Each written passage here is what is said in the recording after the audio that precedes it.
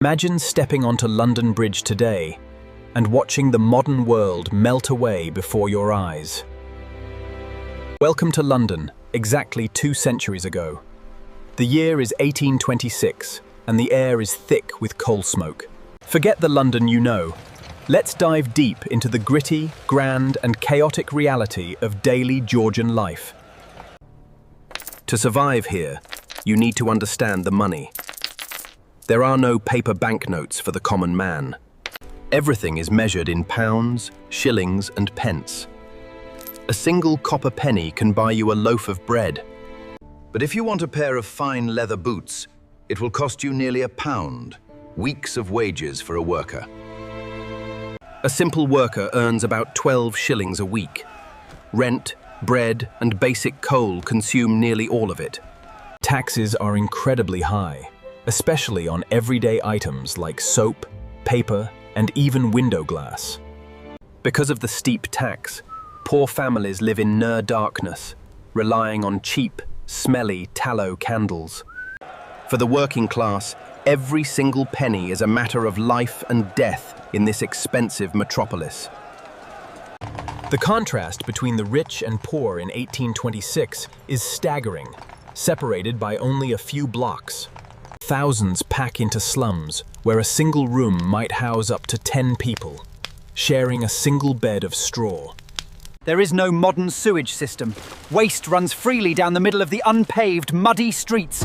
Watch it, you careless hussy! Drinking water is drawn from the same polluted sources where sewage and industrial waste are dumped.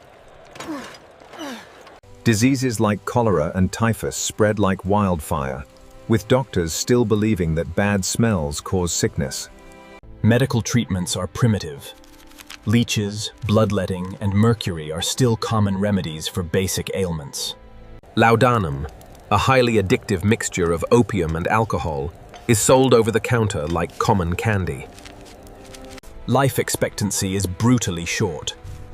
For a poor laborer, the average lifespan is less than 25 years.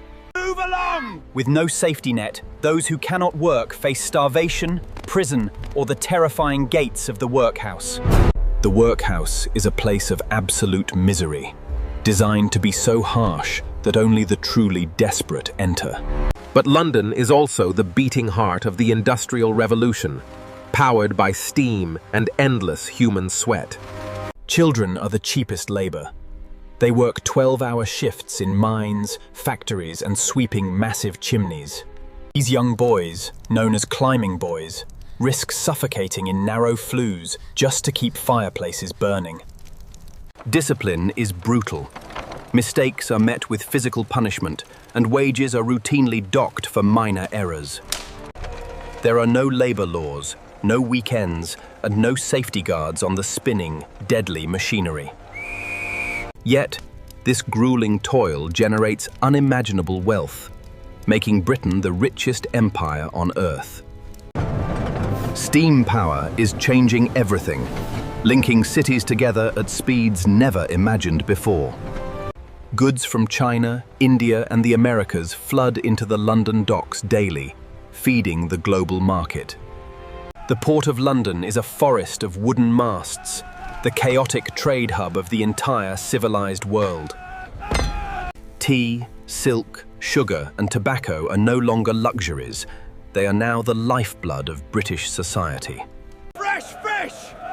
To feed this massive population, London's food markets operate day and night with immense energy.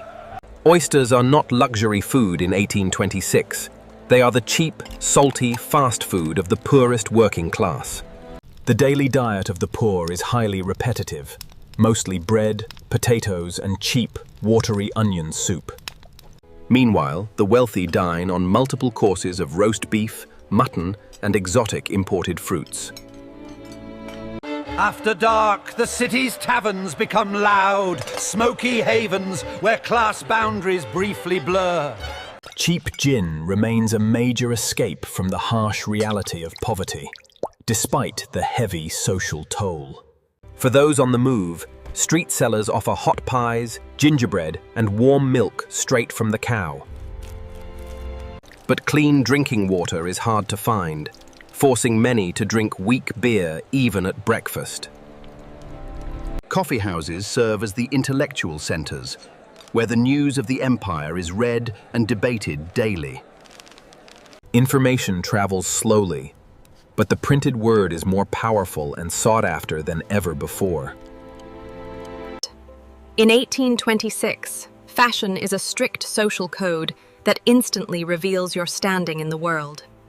For men, the elegant look of the dandy is in fashion, requiring perfectly tied neckwear and strict posture. But for the working poor, clothes are worn until they fall apart, repeatedly patched and rarely washed. Personal hygiene is luxury.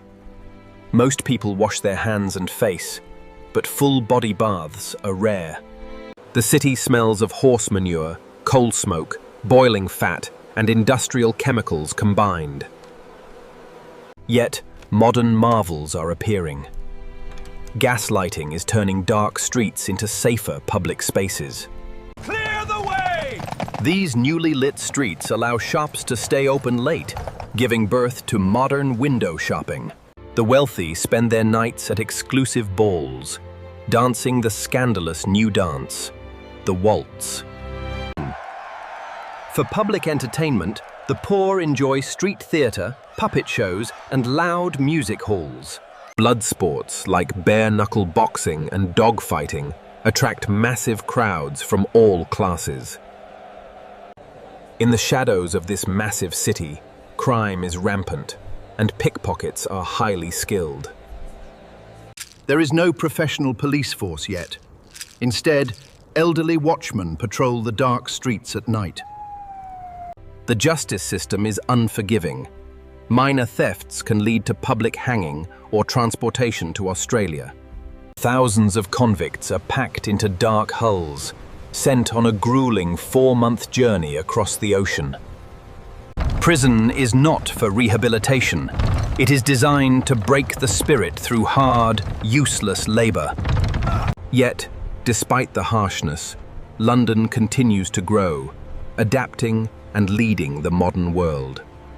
As we step back into the 21st century, we carry the stories of those who built this world. Their struggles, hard work, and resilience paved the way for the incredible city we see today. Thank you for travelling back in time with us to explore the hidden history of Georgian London. For more incredible and informative videos just like this, make sure to like and subscribe to Pastime Tale.